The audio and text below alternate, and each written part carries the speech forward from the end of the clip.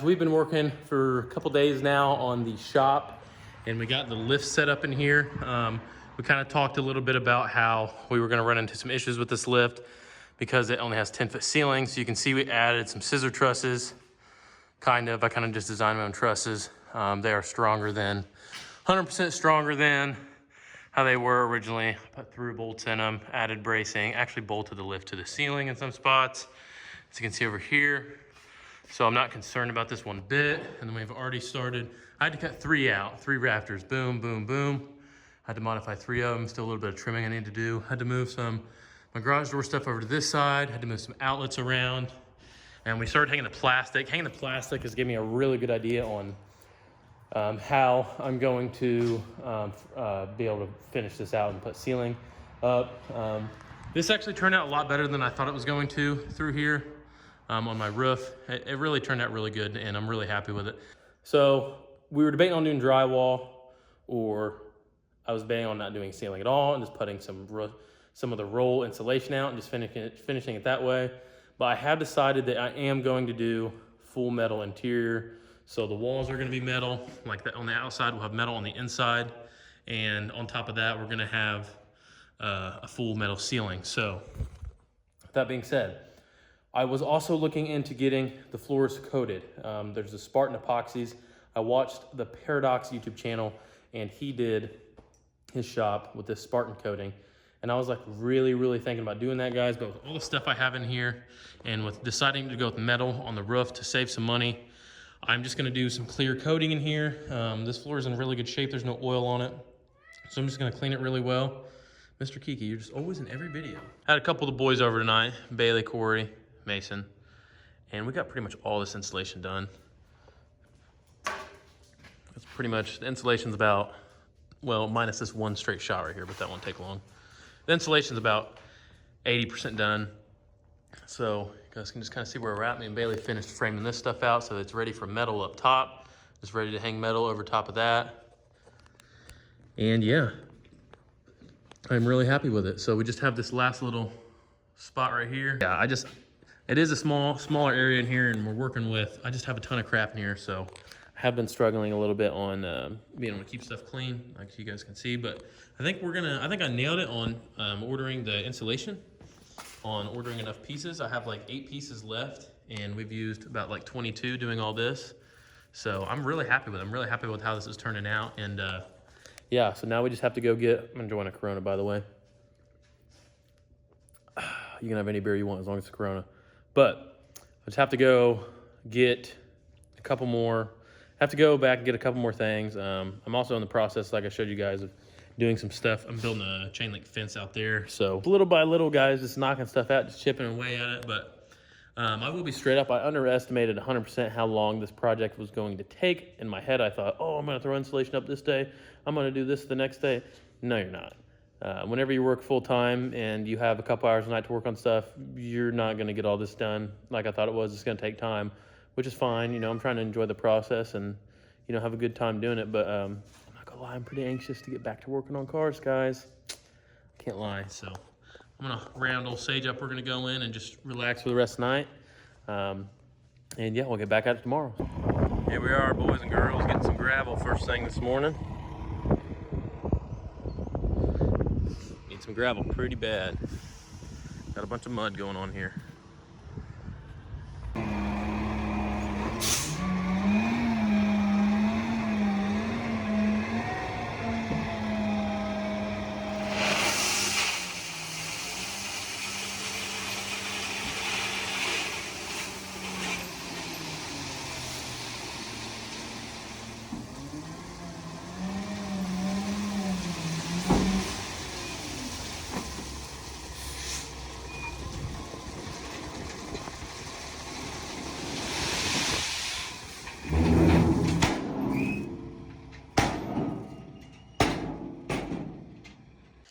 What is up, guys? Welcome back to the channel. Today we didn't go to work. We had to be here to take delivery of our gravel because we're not allowed to sign, or I'm sorry, they had to sign to drive on my blacktop. So for them to be able to deliver that gravel, I had to be here. And Mason is gonna bring over a tractor later And I worked on the fence a little bit today, but gosh, let me tell you, if you guys have never built a chain link fence and you decide to build one, now's not the time, because you go there and they don't have all the stuff and they're like, well, here's half of it, and then you have to come back, get half of it later when we come in stock, and they don't know when it's going to be in stock. And I'm like an hour away from the closest home improvement stores to get that kind of stuff. So it's like, gosh, I've been there twice and I still can't hang a section of fence just because I don't have everything that I need. So I got all my posts sat out there in the fence, but today's goal is going to be to get the gravel spread out there, hang some of the fence out there later on. But for now, I'm going to clean this barn. I have a massive mess going on and I need to basically move. I need to insulate this last little piece so that way I can get the, make sure I have enough insulation. I think I have enough. If I have to get any at all, it'll be like a small piece, 1 or 2 small pieces. But the biggest mistake I made, and I'll be straight up with you guys, the biggest mistake I made whenever I started doing this was I put all this stuff in here. I should have put it somewhere else. I should not. I moved all this in here. I've had to move it twice now, and it takes like a solid 2 hours. It doesn't take that long. That was an exaggeration. It takes a long time to move this stuff around, especially this big truck with all that crap on top of it and all my tools and stuff and my toolbox back there. So I'm gonna get rid of this workbench here. I'm gonna pick up all the trash in here, get rid of all my scraps, and I'm gonna get rid of all my scraps, and I'm going to just move this stuff around to the back side of the garage, put some of it in my burn pit. And whatever I can put in my garage, it's easy to carry with one person, I'm gonna put in the garage, and then we're gonna see how little stuff we can have in here to do the remainder of our barn build. Boom, baby, look at that. We got all of our first layer of insulation completely done. I had to get kind of creative with it in some spots, and like right here, I need to shove that in more. I had to basically, I no joke guys, I literally bought enough insulation to do this to the sheet. I had to use scraps towards the end of it. I was like, okay, if I can make one, like this right here, like if I can make one out of a couple, this one's doubled up, this one has like 3 pieces in it, I need to kind of tape those real good. But I had just enough to do all of it, which is absolutely crazy. I cannot believe that I got that dead on. It's all good around the electrical box. So our next step as far as insulation goes is gonna be taking our R19 fiberglass and laying it over top of what we have here. Be insulated like a freaking house. Like, it is gonna be so easy to heat this. I'm still debating. I want your guys' info. I want your guys' opinion. Leave a comment down below. We are in central Indiana, so we have pretty harsh winters. We got 14 inches of snow one day this winter, negative temperatures at some time, but at the same time during the summer, we get, 90, 100 degree days. So we kind of battle both. We battle being too hot, we battle being too cold. I can tell you right now, it is warmer outside than it is inside right here. So that tells me that this warm air that's blowing around right now outside is not getting in here. It's definitely staying cooler inside the shop already. But once we get our R19 fiberglass laid over top of this stuff, and then our metal, we're gonna be doing white metal siding in here, guys. You're gonna be able to heat this place with a candle. It's gonna take nothing to get it warm. So I am super pumped about that. But no, anyways, I want your guys' opinion. What do you guys think? Should I permanently heat it in the wintertime? Should I constantly keep this place climate controlled? What are your guys' opinions on the best way to do that? I thought about putting a boiler system in to heat my house and heat this barn, run heat exchanger out to here, heat exchanger in the house. It's electric heat in the house, so that's pretty expensive. My first electric bill for 10 days was like 130 bucks, so super pricey. But I don't know. I'm still weighing out my options. I know that I could get away with the same little heater we had at the old garage. I have no doubt in my mind that I could hang one of those right here on the wall and it would get this place up to temperature like that.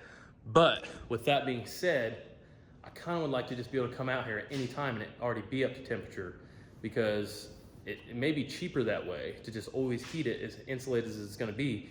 A heater just kick on for a little bit and then kick off, kick on, kick off, as opposed to coming out here and having to burn one the whole time you're out here and you have to heat. Because if you have a truck in here and the truck is 20 degrees on the metal, you have to sit there and the truck has to get warm. So yeah, I don't know. That's enough rambling for now. The insulation is completely done. It looks awesome. The first layer, that is, and then we just got to do our fiberglass over top of that.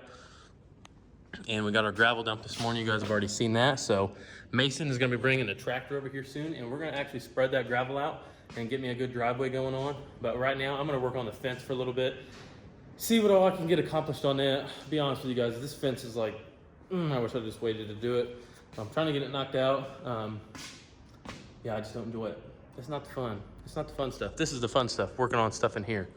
But last little bit of plastic to hang up top here, and then our metal will go right over the top of that, and then we'll blow in insulation on top of in the ceiling. So any of you guys that are curious about spray foam, I quoted getting this place spray foamed, and to do the walls is about $3,000, and I'm spending about half that to do all of this, to do the foil board and then the R19 over top of it. It's only going to cost about like $1,500, but I'm not counting my blow-in insulation and the top. So I saved around 1,500 bucks by doing this as opposed to doing the spray foam. So I'm pretty happy with it. I wasn't trying to make the shop so nice I'd almost just put this stuff in it, put plastic over it, call it good, and start working in here. But I want to be able to provide a good video for you guys with good lighting, and the white metal ceilings in here is going to make it awesome. It's going to be so easy to see, and I think you guys are really going to appreciate it in the videos from now on once we get this place finally done. I was thinking, and I was like, man, I can't remember the last time we did a video where we actually worked on a truck.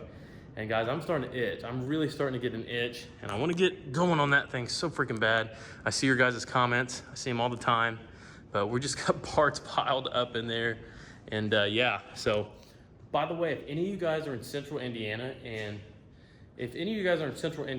you have I'm looking for a 2001 to 2002 Dodge Cummins. I'll buy a running driving truck as long as it's rusty. I don't want to pay premium for it being rust free because I literally am going to take the body off of it. But if you guys have one that runs and drives, prefer an automatic 01 to 2, leave a comment down below or email me, let me know. I would probably buy it off of you guys. So just, yeah, keep that in mind. But I'm going to see what else I can get done today, and I'll catch up with you guys at some point. All right, guys, Mace just got over here with the tractor. About to, man, it's going to take a minute with this little baby bucket. We're also getting some internet services put in. So get this old girl unloaded. You want me to pull her off? You got her. Think you can handle it?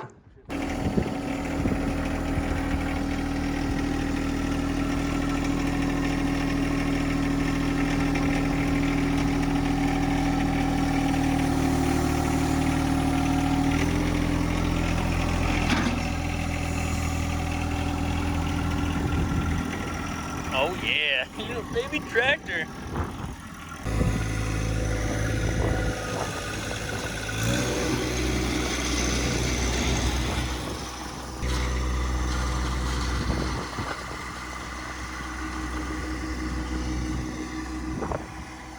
Into the garage.